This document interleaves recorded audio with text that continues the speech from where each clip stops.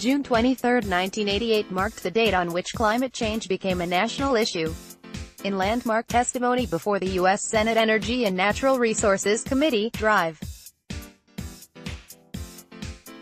James Hansen, then director of NASA's Institute for Space Studies, stated that global warming has reached a level such that we can ascribe with a high degree of confidence a cause and effect relationship between the greenhouse effect and observed warming. In my opinion, the greenhouse effect has been detected, and it is changing our climate now. New York Times. Hansen's testimony made clear the threats posed by climate change and attributed the phenomenon to human exploitation of carbon energy sources. Its impact was dramatic, capturing headlines in the New York Times and other major newspapers. As politicians, corporations and environmental organizations acknowledged and began to address this issue, climate change entered into the political arena in a largely nonpartisan fashion. Yet, despite decades of public education on climate change and international negotiations to address it, progress continues to stall. Why? One reason for the political inaction is the gaping divide in public opinion that resulted from a deliberate, and still controversial, misinformation campaign to redirect the public discussion on climate change in the years following Hansen's testimony. Just as predicted 4 years after Hansen testified to Congress, 165 nations signed an international treaty, the United Nations Framework Convention on Climate Change. They committed themselves to reducing carbon emissions to avoid dangerous disruption of the Earth's climate system, defined as limiting future temperature increases to 2 degrees Celsius. The signatories have now held 25 annual UNFCCC conferences dedicated to developing goals, timetables and methods for mitigating climate change, the most consequential of which are encompassed in the Paris Agreement of 2015. But as of today, not one single major northern industrial country has fulfilled its commitments under the Paris Treaty, and the non-profit Climate Action Tracker has rated the United States' plan to achieve the Paris goals critically insufficient. Last year, President Trump, advised by EPA Administrator Scott Pruitt, pulled the U.S.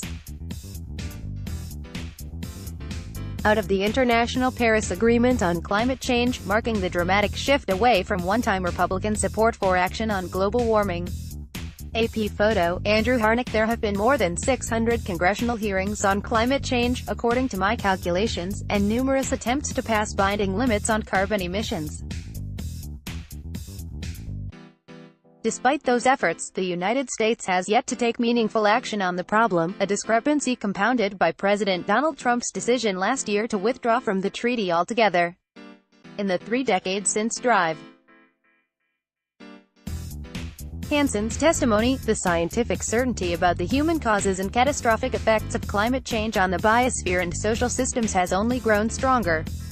This has been documented in 5 Intergovernmental Panel on Climate Change assessment reports, 3 U.S. national climate assessments and thousands of peer-reviewed papers. Yet, CO2 levels continue to rise. In 1988, atmospheric CO2 levels stood at 353 parts per million, or ppm, the way to measure the concentration of CO2 molecules in the atmosphere. As of June 2018, they have reached 411 ppm, the highest monthly average ever recorded.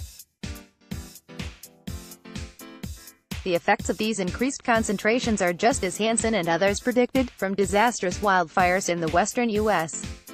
and massive hurricanes associated with historical flooding to extended droughts, rising sea levels, increasing ocean acidification, the pervasive spread of tropical diseases and the bleaching and death of coral reefs.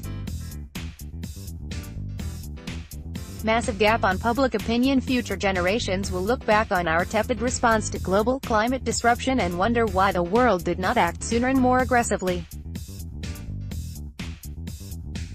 One answer can be found in the polarization of public opinion over climate change in the United States.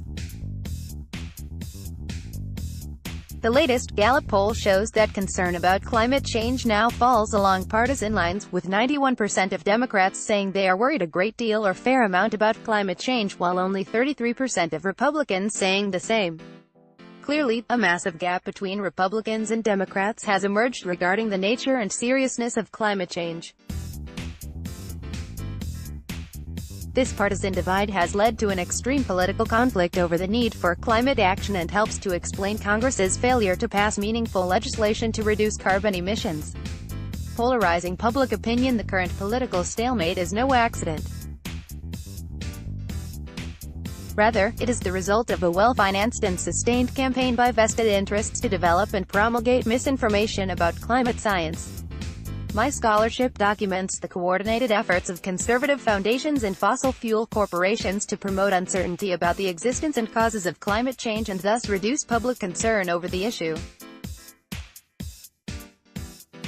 Amplified by conservative media, this campaign has significantly altered the nature of the public debate. These findings are supported by recent investigative news reports showing that since the 1970s, top executives in the fossil fuel industry have been well aware of the evidence that their products amplify climate warming emissions.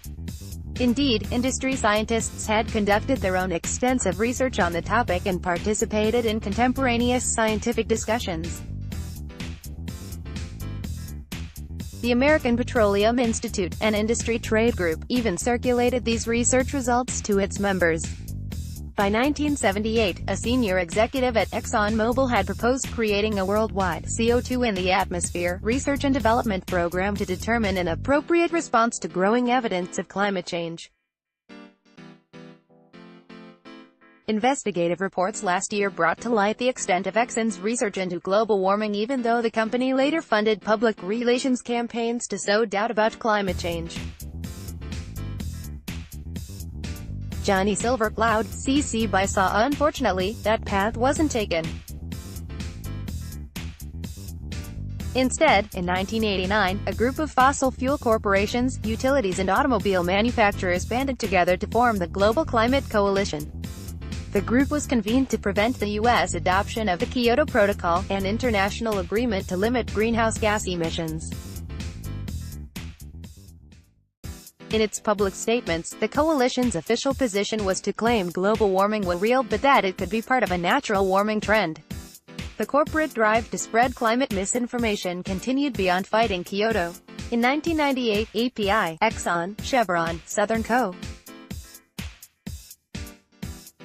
and various conservative think tanks initiated a broad public relations campaign with the goal of ensuring that the recognition of uncertainties of climate science becomes part of the conventional wisdom. While that coalition disbanded in 2001, ExxonMobil reportedly continued to quietly fund climate misinformation, funneling donations through conservative, skeptic think tanks such as the Heartland Institute, until 2006, when the nonprofit Union of Concerned Scientists exposed its funding scheme. ExxonMobil, the nation's largest and wealthiest company, continues to work with the American Legislative Exchange Council, a self-described public-private partnership of corporations and conservative legislators, to block climate change policies.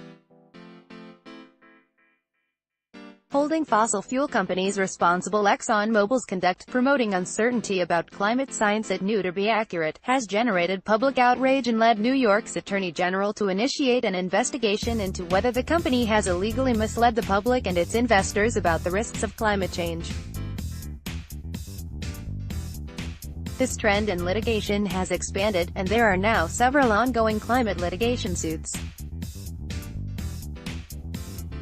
While important, lawsuits cannot fully address the larger issues of corporate social and political responsibility to acknowledge and address climate change.